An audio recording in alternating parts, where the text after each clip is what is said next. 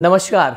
देश में आई इस भीषण महामारी में और मध्य प्रदेश में जब इतने हालात बिगड़े तो चिरायु अस्पताल को बीपीएल कार्डधारियों का और साथ ही साथ वे मध्यम वर्गीय परिवार जो अपने इलाज का पैसा वहन नहीं कर सकते उनका इलाज फ्री करना चाहिए था। अब क्यों करना चाहिए था, इसका भी एक बहुत बड़ा सवाल जो है उसका जवाब हम आपके सामने देंगे। इस वीडियो को आखिर तक देखिए। इस वीडियो में चिरायु से जुड़े हुए तमाम तथ्य आपके सामने प्रस्तुत होने वाले हैं। Chirayu medical college and hospital की नींव कहां से रखाती है? 2001 में चिरायु चैरिटेबल फाउंडेशन का गठन होता है जिसका संचालक और अध्यक्ष जो है अजय गोयनका है। तो अजय गोयनका उसके बाद में एक हॉस्पिटल बनाने की तैयारी कर रहे होते हैं। तो वे 2008 में जब कांग्रेस की सरकार थी, माननीय दिग्विजय सिंह जी मुख्यमंत्री थे, तो उनसे एक चैरिटेबल हॉस्पिटल के नाम पर ज़मीन अलॉट कराते हैं। वो ज़मीन भी किस दर पर अलॉट हुई थी ये भी जान लीजिए। 1 रुपये, 1 रुपये 25 पैसे, 1.5 रुपये और 1 रुपये 75 पैसे प्रति वर्ग फुट के हिसाब से इनको शासन ने ज़मीन दी। अब 2013, 14 और उसके पहले भी जब वो हॉस्पिटल बनना शुरू हो गया था तो कहीं ऐसी सामाजिक संस्थाएं हैं बाहर की या चैरिटेबल फाउंडेशन है, एजुकेशन संस्थाएं हैं जिन्होंने चिरायु चैरिटेबल फाउंडेशन को बहुत चंदा दिया है। करोड़ों के माध्यम से चंदा दिया गया है। इसके 2 साल के अगर मैं आंकड़े आपको बताऊंगा कि 2013 में चिरायु चैरिटेबल फाउंडेशन जो है उसको टोटल 14,25,90,000 रुपए का चंदा आया था। उसके बाद में 2014-15 में 4,10,00,000 रुपए का चंदा आया। ऐसे करते करते चिरायु हॉस्पिटल जो है वो सार्वजनिक पैसों से बना हुआ है। अजय गोयनका के खुद के पैसों से वो हॉस्पिटल खड़ा नहीं हुआ है। जब सार्वजनिक पैसे से लोगों की मदद के लिए या चैरिटेबल फाउंडेशन एक संस्था जाकर एक हॉस्पिटल को बनाए, उस हॉस्पिटल से पैसा कमाए और ये कहे कि हम सार्वजनिक काम करते हैं या लोगों के हितैषी काम करते हैं, तो ये बात कहीं से कहीं तक पचती नहीं है। तो जनता के पैसे से बनी हुई चीज़, जनता की ज़मीन पर बनी हुई चीज़, और यहाँ तक कि जनता के लिए बार बार अपने बायलॉज में ये कहा गया हो कि हम जो है वो जनता की सेवा करेंगे। हम मध्य प्रदेश में भोपाल में एक इतना बड़ा हॉस्पिटल खड़ा करेंगे कि जो पूरे प्रदेश की जनता को बहुत ही अच्छी स्वास्थ्य सेवाएं दे पाएगा, चिकित्सा शिक्षा के क्षेत्र में बहुत अच्छा काम कर पाएगा। तो शिक्षा और स्वास्थ्य के नाम पर आपने चंदा लिया, शिक्षा और स्वास्थ्य के नाम पर आपने कहा कि हम सामाजिक कार्य करते हैं, समाज सेवा का काम करते हैं, और आपने उसके नाम पर धंधा शुरू कर दिया। जब ऐसी भीषण महामारी आई तो आपने एक भी व्यक्ति का अपनी ओर से निःशुल्क इलाज नहीं किया। जब प्रदेश सरकार ने आयुष्मान कार्ड धारियों को कह दिया कि उनका जो है अब वो आयुष्मान के तहत फ्री में इलाज होगा, तो आपने कहीं ना कहीं उनको भी इलाज मुहैया नहीं कराया। जब आपका विरोध हुआ सोशल मीडिया पर वीडियो वायरल होने के बाद, तो आपने आयुष्मान कार्ड के तहत जो है इलाज करना शुरू किया। तो पूरी परिस्थितियों में मध्य प्रदेश शासन का तो कोई कंट्रोल चिरायु पर है नहीं, तो मध्य प्रदेश शासन के कंट्रोल की हम बात ही नहीं करते। पर एक सबसे बड़ा आधार है, सुप्रीम कोर्ट खुद कहता है कि जब किसी भी राज्य सरकार से रियायती दरों पर या नाम मात्र के शुल्क पर जमीन अगर किसी सामाजिक काम के लिए ली जाती है तो उस सामाजिक काम करने वाले व्यक्ति का दायित्व बनता है कि वो वहाँ की जनता का, वहाँ प्रदेश की जनता का जो है वो मुफ्त इलाज करेगा। तो आपने क्या किया? नहीं किया। तो सबसे बड़ी बात कि आप यहाँ पर गलती कर बैठे।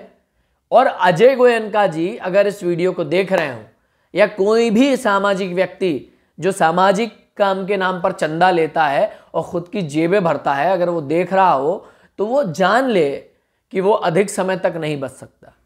आप साठ-गांठ करके प्रदेश सरकार से बच जाएंगे। मान लीजिए सरकार का परिवर्तन हो जाता है तो आप उस सरकार से भी साठ-गांठ करके बच जाएंगे, पर मानवता के नाते या मानवता को हानि पहुंचाने के नाते एक ना एक दिन जो आपका अपराध है वो सामने आएगा। चाहे हम केंद्र सरकार के माध्यम से आपका अपराध सामने लेकर आए, चाहे आप पर किसी बड़ी जांच बैठाकर सामने लेकर आए, पर ये जो आपका अपराध है ये सामने जरूर आएगा। तो थोड़ी सी अपने अंदर मानवता जगाइए। जिस काम के लिए आपने पैसा इकट्ठा किया था, जिस काम के लिए आपने एक चैरिटेबल फाउंडेशन बनाया था, जिस काम के लिए आपने एक अस्पताल बनाया था, जिस काम के लिए आपने एक मेडिकल कॉलेज बनाया था, वो काम पूरी ईमानदारी से कीजिए। उससे पैसा कमाने का जो लालच है वो मत रखिए।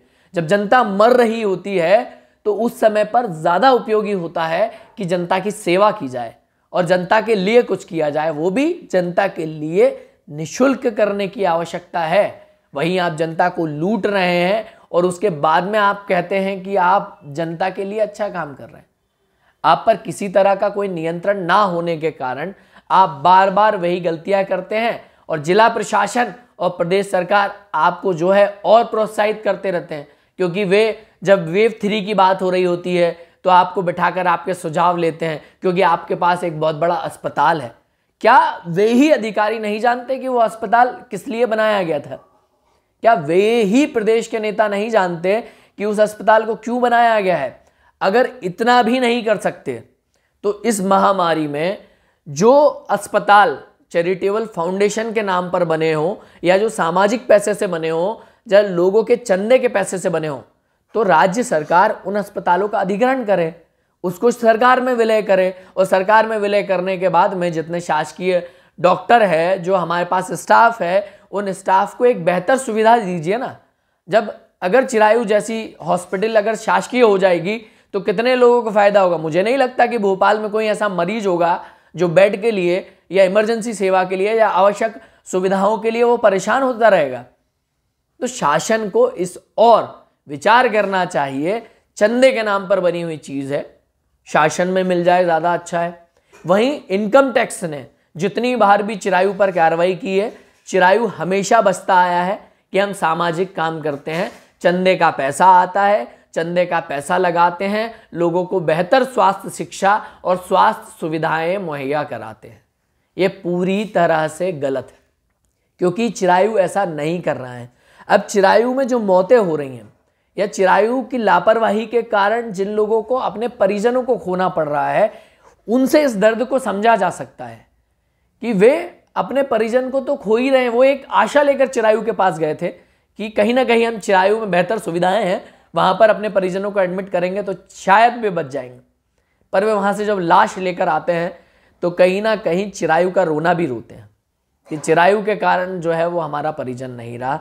एक प्रकरण और ऐसा है जिसमें कि व्यक्ति को 15 मिनट पूर्व फोन करके बता दिया गया कि आपकी माताजी का देहांत हो गया है और उनकी माताजी का देहांत 15 मिनट बाद हुआ मृत्यु प्रमाण पत्र के अनुसार।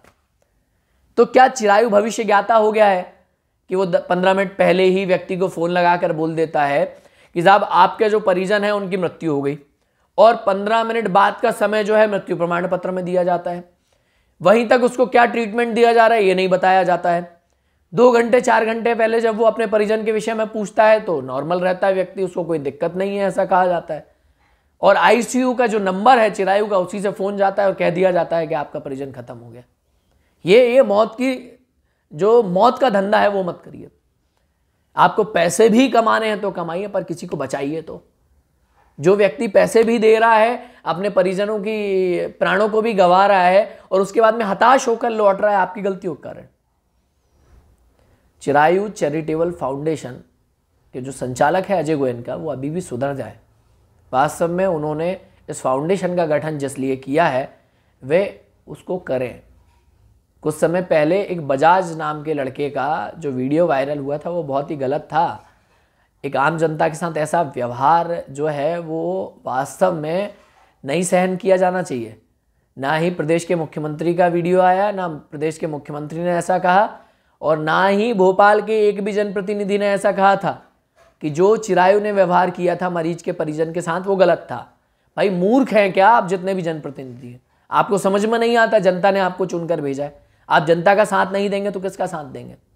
मध्य प्रदेश शासन से बार बार मैं आग्रह कर रहा हूं कि चिरायू चैरिटेबल फाउंडेशन से बने हुए जो अस्पताल और मेडिकल कॉलेज है, Chirayu medical college and hospital, उसके विरुद्ध कार्रवाई कर दीजिए।